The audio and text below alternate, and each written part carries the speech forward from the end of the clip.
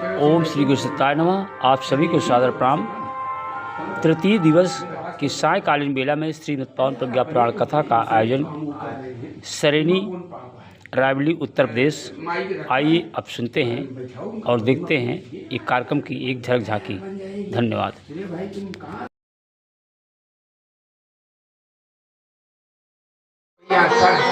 लेकिन अगर ना मन लगे तो वो अनास्था, समझ लो अनास्था रूपी दुरा संकट कहीं न कहीं हमको आपको अपने घेरे में ले चुका है। एक कथा सुनाते थे गुरुदेव, आप लोगों ने सुना दी है। चलिए आज वो भी फिर सुनते हैं, पुनरावृत्ति करते हैं। एक बार की बात है साहब, अनास्था रूपी संकट के बारे में गुरुदेव कहते थे। एक बार कैलाश पर भगवान भोलेनाथ माता सती के साथ, सती कौन है?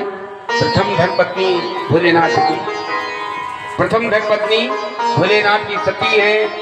भोलेनाथ बैठे हैं। भाइयों बहनों, भोलेनाथ उस दिन थोड़ा सोच में थे, बड़ी देर तक सोच रहे थे। बहुत दिन हुआ सत्संग में नहीं गए, कथा में नहीं गए। जाना चाहिए साहब, कथा सत्संग में जाना चाहिए।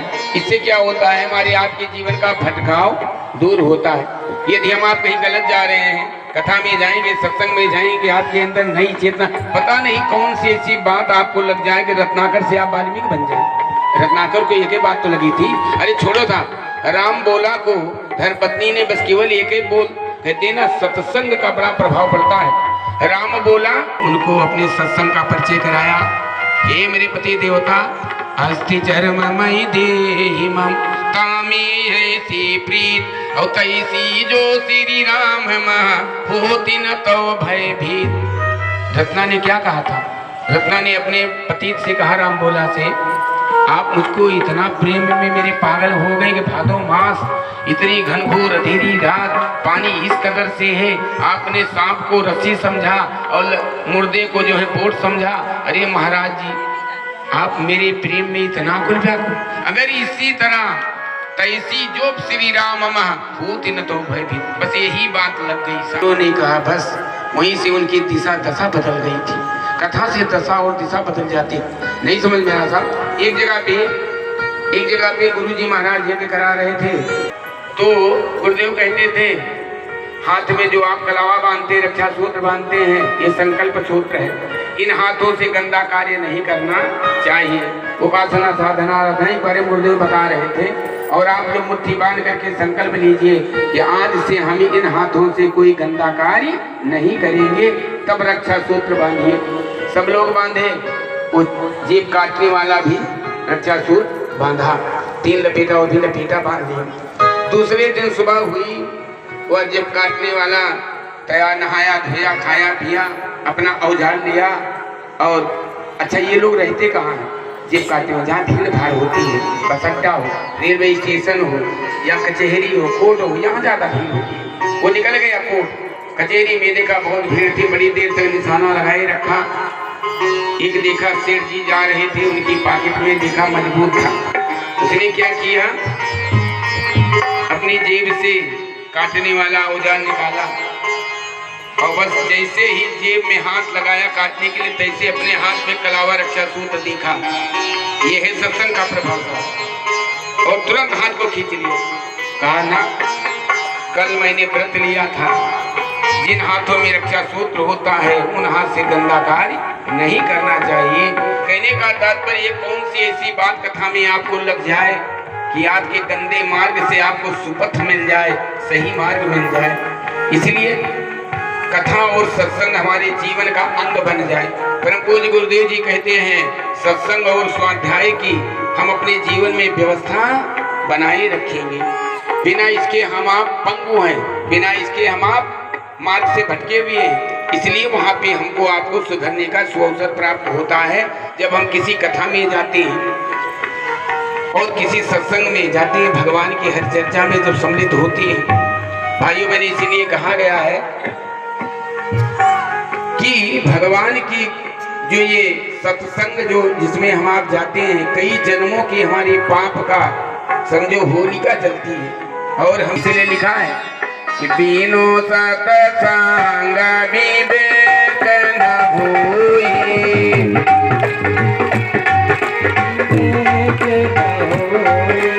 बिनु सत्संग विवेक न होई। राम कृपा बिनु सुलभ न कोई। राम कृपा बिनु सुलभ न सोई।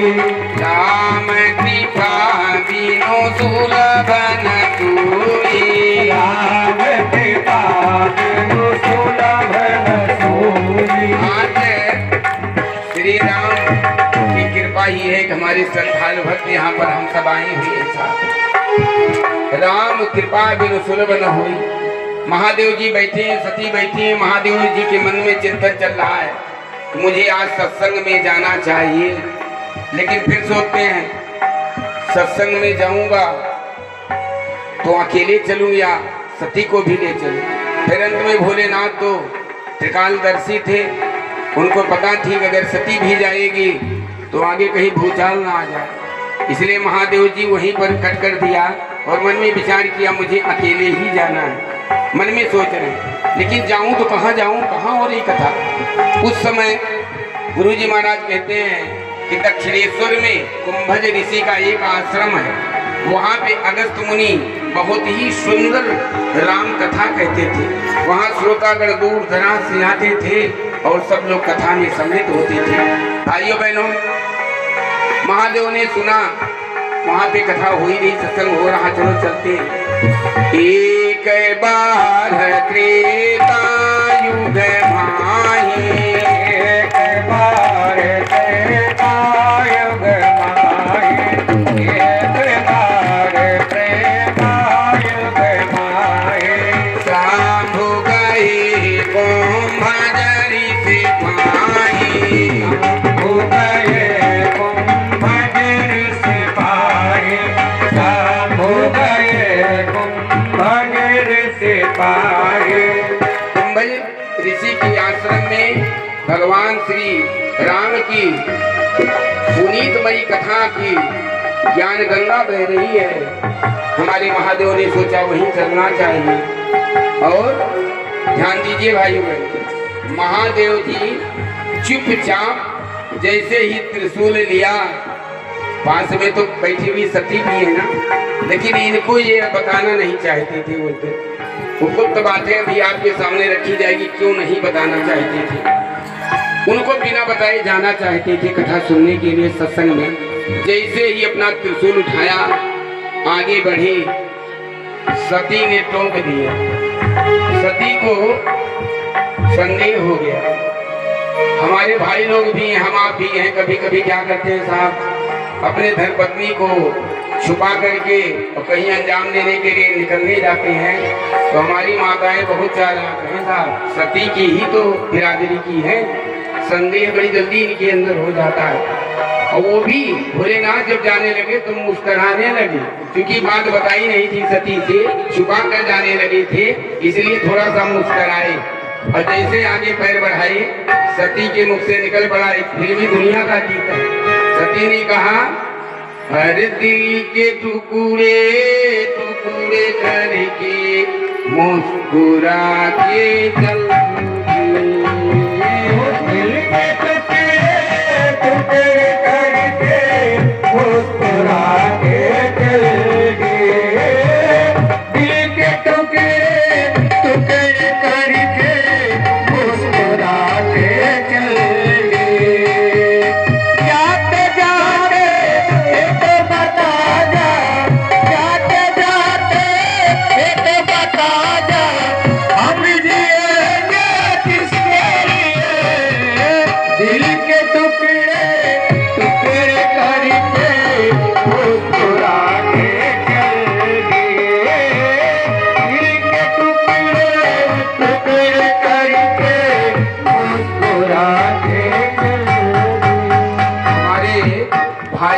देवतागण जो है सावधान रहना, ऐसी गलती मत करना। माताएं हमारी बड़ी होशियार हैं, तुरंत समझ जाती है। सती ने कहा, बाबा ये लंबे लंबे पैर बढ़ा करके आप कहाँ जा रहे हैं अकेले। भोलेनाथ हंस दिए, और जैसे हंस दिए तो कहते ना, जो हंसा सो फंसा। हंस गए माया जाए। महादेव तो सोचे मैं बतेबे नहीं करूंगा, लेकिन अब जब हंस दिए तो भेद तो खोलना पड़ेगा। सती ने कहा बताइए महाराज जी, कहाँ जा रहे हैं महादेव जी, बताइए ना। महादेव ने कहा देवी मैं सत्संग में जा रहा हूँ कथा सुनने। बोले किस पंडित ने आपको बताया है कि अकेले पति को कथा सुननी चाहिए? सती ने पूछ लिया। महादेव ने अब चुप, बताया तो कोई था ही नहीं, लेकिन असली मर्म तो भोलेनाथ ही जान रहे हैं। सती कुरेद रही है, लेकिन अभी वो पोल नहीं खोलना चाहती। असली मर्म गुरु जी इसी कथा में बताएंगे। अभी भोलेनाथ नहीं चाहते थे कि मैं इनको बताऊं। और भाइयों बहनों, बार बार सती पूछ रही है आप अकेले क्यों जा रहे हैं? भाइयों बहनों, किसी भी कथा में इसलिए बार बार कहा जाता है हो सके जितना पति पत्नी दोनों को अगर सुनिए वही है, ये कौन सी कथा कहेंगे साहब? अभी भी मेरा पैर धुला था, मुझको आचमन कराया, मुझे नाश्ता कराया, मुझे बिठाला। कथा के मरम्मत तो केवल ये कहें मेरी महादेव जी है। महादेव जी ऐसी कोई कथा कहता ही नहीं। कथा के सम्राट मेरे महादेव जी, ये अगर सुमनी क्या कर उधर कथा चल रही सारी श्रोता उसमें लिखते हैं, लेकिन उनका मन ना लगा। इसीलिए कहते हैं एक है आस्था और एक है अनास्था। सारे लोग आस्थावान हैं और वहीं पर सती बैठी हैं, लेकिन वो अनास्था के चक्रव्यूह में पड़ गई था। पूरी कथा पार हो, थोड़ी देर बाद महादेव जी आए, बोले सती चलो कैलाश चले। सती ने कहा महादेव जी नहीं तो कथा हुई नहीं, अभी कैसे चलेगी? बोले देवी कथा पार हो गई कथा।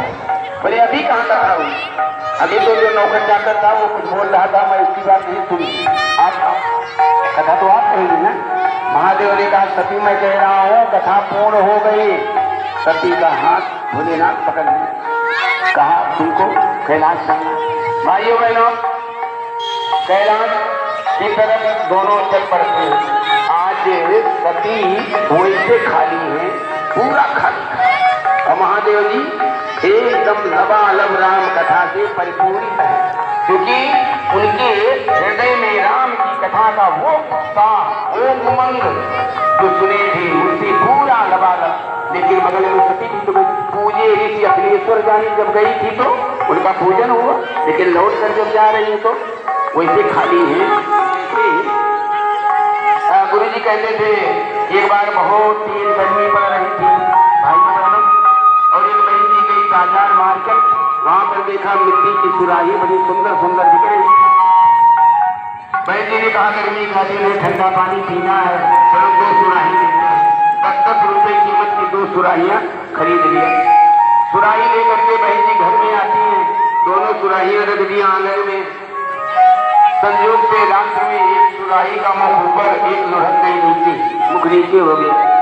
इंद्रदेव जी प्रसन्न हुए, वरुण देवता इतना वर्षा किया रात में। सुबह जब हुई तो जो जिसका मुख सुराही का ऊपर था वो लबालब भरी थी, और जिसका मुख लुढ़का हुआ है वो खाली था। खाली वाली सुराही भरी वाली से पूछ रही बहन, दोनों बाजार से एक ही दिन आई, एक कीमत की आई, रात में क्या हुआ तू भर गई और मैं खाली रही? भरी वाली ने जवाब दिया सुराही ने कि बहना जब भगवान का अनुदान वरदान बरस रहा था तब तू खर्राटे मार करके औंधे मुंह सो रही थी, जो ज्यादा सो पाया, मैं जाग रही थी में भर गई।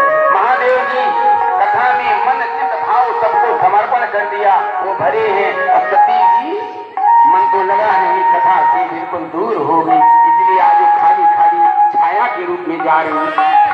हमारे महादेव जी जब लेकर जा रहे हैं, महादेव जी को लबालब है बिल्कुल एकदम प्रसन्न चित्त से आते। महादेव जी बार बार वही राम कथा के बारे में सोच रहे हैं। आज अगस्त मुनि ने क्या क्या सुनाया, क्या क्या सुनाया, सती क्या सोच रहे हैं? उनके पास तो कुछ है ही नहीं, वो तो खाली एकदम बिल्कुल सुराही की तरह से है। भाइयों बहनों, वैसे जैसे आप लोग यहाँ से कथा सुन के जब जाते होंगे तो थोड़ी देर तक तो चिर निद्रा नहीं आती होगी, सोते नहीं होंगे, जरूर सोचते होंगे कि भैया जो नाल वादक हैं देखन माँ छोटन लगे और भाव करे गंभीर से बजावे लागत क्योंकि सुल्तान कर क्या पूछना ऐसा देख ही मैं है। मतलब एक कथा में गए तो कुछ जो चीज को अच्छा लगता है वो थोड़ी देर तक हमारी आपकी आते हैं, सोचते हैं, तो वही बात तो महादेव भी सोच रहे हैं। इसलिए मानस में गोसाई बाबा ने लिखा हरि जात